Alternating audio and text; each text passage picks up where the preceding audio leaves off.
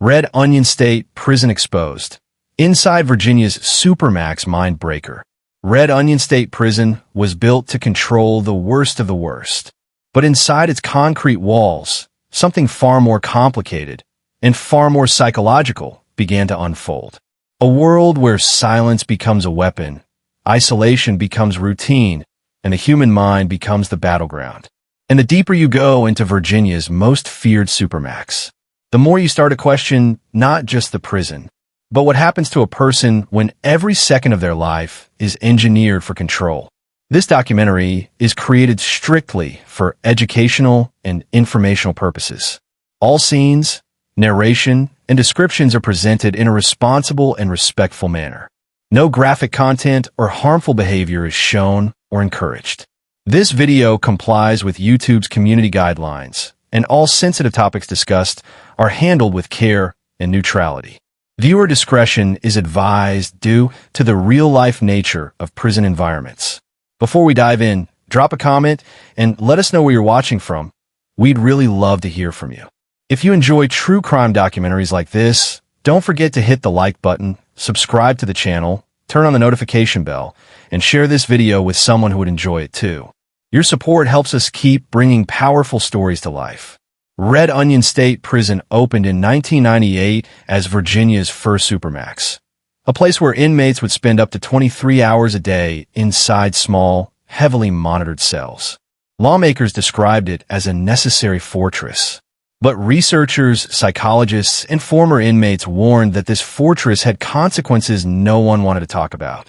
Reports from the National Institute of Justice, psychological studies from the American Psychological Association, and field research from scholars like Craig Haney and Shane Irwin all pointed to one truth. Extended isolation reshapes behavior, rewires emotional processing, and can fracture a person's perception of reality.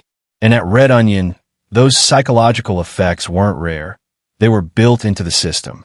This is the story of how Virginia created one of the most controlled environments in America, and what that control did to the minds inside. The design of control. Red Onion wasn't designed like a traditional prison. Everything, from the positioning of the cells, to the sliding steel doors, to the sight lines of the security cameras, was built to limit one thing: human interaction. Inmates reported that the first thing they noticed was the silence. A silence so thick it almost pressed against the walls. Psychologists describe this type of environment as sensory compression, a form of control that reduces stimuli until the brain begins to search desperately for meaning. Verified accounts collected by the Chicago Crime Lab and federal court records show how different inmates reacted differently to this pressure. Some developed rigid routines, push-ups, pacing, mental exercises, just to maintain a sense of structure. Others struggled almost immediately, experiencing racing thoughts, agitation, or long stretches of emotional numbness. A few described feeling like time was stretching, collapsing, or looping in strange ways. One inmate, in a documented interview, said, "You don't feel the minutes. You feel the emptiness between them." The architecture of Red Onion wasn't just physical. It was psychological, shaping the inner world of every person locked inside. Pressure points inside Red Onion. Red Onion's design wasn't just about controlling movement. It was about controlling the mind. Every decision inside the prison, from the silence of the pod to the angle of the security glass, was engineered to test how far human psychology could bend before it buckled. Inside these sealed corridors, inmates quickly learned that survival depended on understanding the prison's rhythm. When doors opened, when lights buzzed, when officers rotated. The smallest detail became a lifeline. Even the tattoos inked into their skin told quiet stories. Loyalty, betrayal, identity, reminders of who they used to be before Red Onion stripped everything away. These were not symbols of violence. They were symbols of self-preservation, a psychological anchor in a world designed to erase you.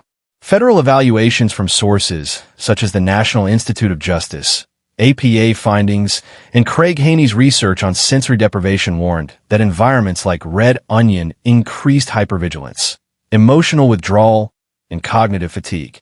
But for inmates inside, These weren't scientific terms. They were the daily reality of staying sane. One inmate described the feeling as, "You're alone long enough, and the silence starts answering you back." This was where Red Onion's true power revealed itself. Not in force, but in the slow pressure of isolation shaping behavior, thought, and identity. If Chapter 1 explored how inmates entered Red Onion's grip, Chapter 2 exposes how the environment begins reshaping their minds, quietly, relentlessly, cell by cell. The blueprint of control. Red Onion State Prison wasn't created by accident. It was engineered from the ground up using data from the National Institute of Justice, psychological isolation studies from Dr. Craig Haney, and operational models borrowed from earlier Supermax units.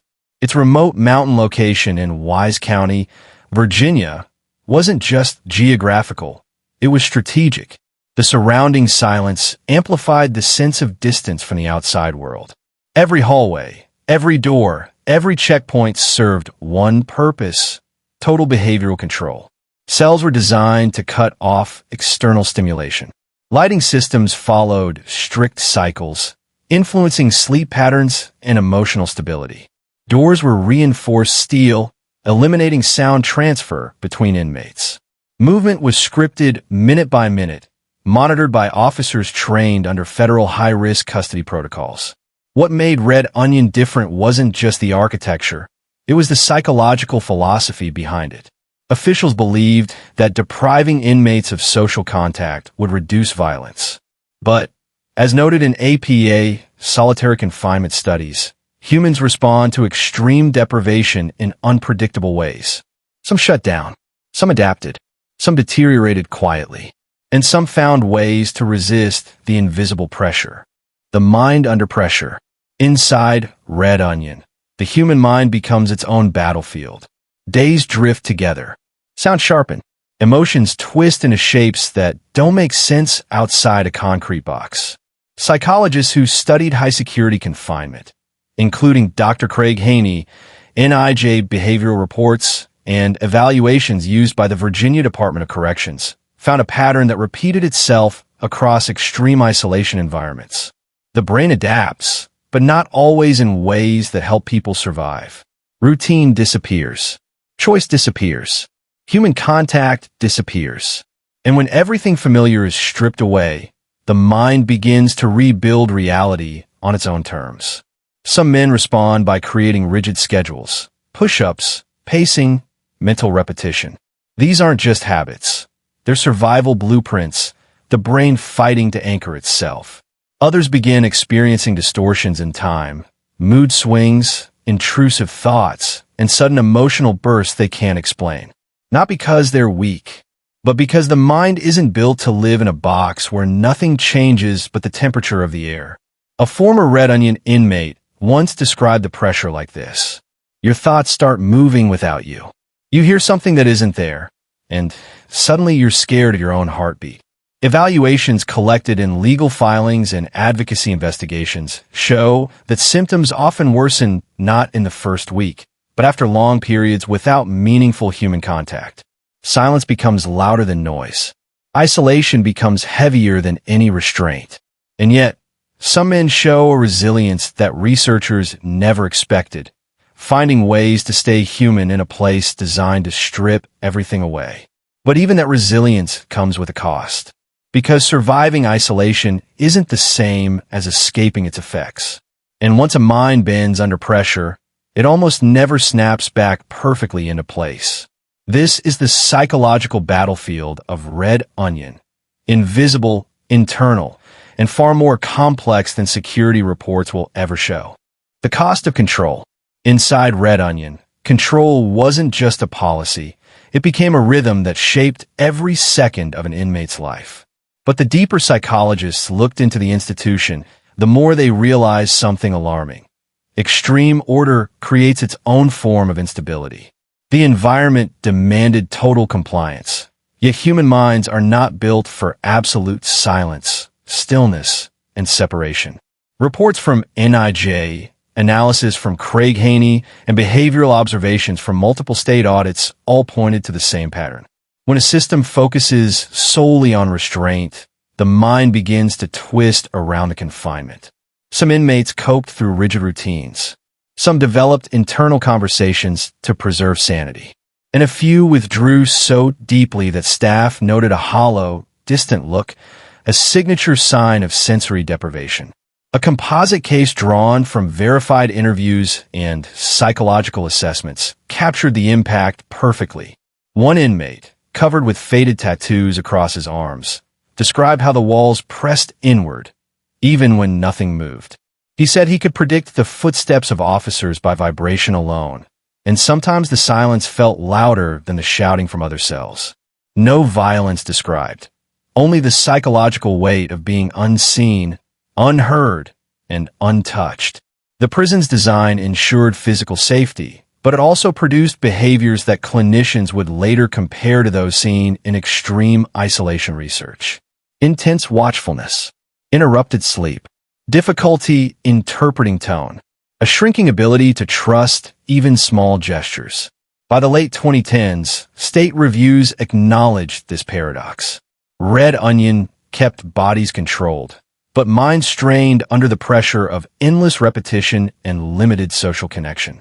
That tension, safety versus psychological cost, became the core question that experts, families, and even former staff members struggled to answer. What Red Onion reveals about the human mind.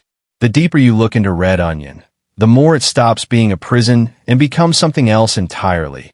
A mirror that exposes what isolation does to the human brain when pushed beyond its limits. Weeks inside a Supermax cell sharpen small fears into loud ones. Months turn silence into pressure. Years transform the mind into its own prison, even after the steel doors open. Inside Red Onion, inmates describe the same shift. The room didn't just contain them. It began shaping how they thought, reacted, remembered, and survived. Psychologists studying conditions like these, including Craig Haney, National Institute of Justice reports, and research collected from the Virginia Department of Corrections audits, found that inmates often develop patterns that didn't exist before isolation. Over-monitoring their own behavior. Difficulty reading normal social cues. A survival instinct that stayed on long after danger was gone. Emotional numbness paired with sudden bursts of irritability. A shrinking sense of self. One inmate described it as, your mind gets smaller. You stop thinking far. You only think in the size of the room you're in. This pattern appeared repeatedly across interviews, court filings, and psychological evaluations, a documented transformation caused by sensory deprivation and prolonged confinement. But the most haunting part wasn't how inmates changed inside. It was what happened when they stepped out. When someone spent years in a world of steel, silence, and hyper-strict routine, regular environments felt unpredictable, noisy, and unsafe, even when they were completely normal. Many former inmates struggled with something researchers call post-isolation dysregulation. It's not a diagnosis, it's a documented reality. Trouble adjusting to freedom because the brain learned to function in a drastically controlled world. And Red Onion, more than most prisons, shows how deep those changes can go. Not because inmates were weak, but because the human mind was never designed for years of near-total separation. What began as a system built for security evolved into an environment that rewired the very people inside it. This is where Red Onion stops being just a facility and becomes a psychological case study, one that still makes experts debate what real safety costs and whether extreme control comes with consequences too heavy to ignore. The deeper you move into Red Onion's history, the more the walls begin to feel alive, not with sound, but with the silent memory of every inmate who came through its steel gates.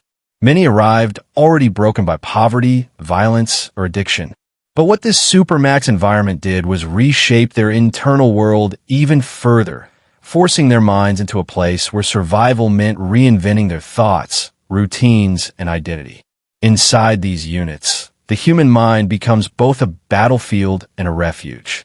Psychologists who studied similar environments, including Dr. Craig Haney, the APACE isolation research teams, and behavioral analysts referenced in NJ reports, consistently warn that long-term solitary confinement doesn't simply control behavior. It rewires mental processes. After weeks with minimal social interaction, inmates begin experiencing a profound shift in time perception, emotional regulation, and internal narration. Their thoughts slow down, then speed up, then sometimes loop endlessly. Some report hearing their own heartbeat louder than the distant click of gates. At Red Onion, the environment shapes this transformation with precision. Every motion is predictable. Every sound is sharp. Every small mistake can escalate into discipline, which often means even more isolation. Correctional officers interviewed for state oversight reports admitted that managing behavior here wasn't just about enforcing rules. It was about managing psychological temperature. Too much pressure at the wrong moment could ignite panic or aggression. Too little oversight could create a mental void where an inmate spiraled inward. One former inmate described the internal shift this way. Your body is in a cell, but your mind is walking miles. You start talking to your own memories because they're the only things that answer back. His story echoed many others documented by court filings and public oversight reports. Sleep cycles collapsing, anxiety rising like a physical weight on the chest, sudden emotional surges that appear without trigger. Yet Red Onion also reveals something often overlooked: the ways inmates develop adaptive psychological mechanisms. Some form strict daily schedules, reading, exercising, writing thoughts in the margins of old newspapers. Others practice breathing techniques learned from self-help pamphlets made available by the facility. Even under extreme restriction, the human mind searches for rhythm, purpose, and identity. Still, not everyone finds balance. Some inmates struggle to distinguish the outside world from the one created inside their cell. Once the separation becomes blurry, reintegration becomes far more complex. Psychologists working with long-term isolation cases note that even small interactions, making eye contact, having a conversation, walking into a room with multiple people, can trigger sensory overload. This is part of what makes Red Onion's story both important and controversial. It forces difficult questions about the link between punishment, public safety, and psychological harm. The prison's creation answered a demand for control during a violent era in the correctional system. But with decades of research, the question becomes whether extreme isolation creates stability or simply delays crisis. As you move deeper into the lived stories of the inmates, the psychological terrain becomes even more textured. One man, transferred after years at Red Onion, recalled losing the ability to process silence once he re-entered a normal housing unit. Silence was loud in the cell, he said, but outside, silence felt wrong. I kept waiting for a door slam or an officer walking by. When nothing happened, I felt myself panic. This reaction mirrors findings from the Chicago Crime Lab and NIJ evaluations. Prolonged isolation increases sensitivity to threat and decreases threshold for stress. It is not a question of weakness or strength. It is the predictable neurological response to extreme sensory conditions. But the truth inside Red Onion is more complex than psychology alone. Some inmates formed unexpected resilience.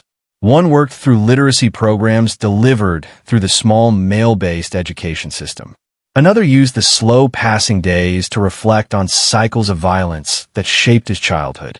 For a handful, the stillness became a mirror that revealed patterns they had never confronted.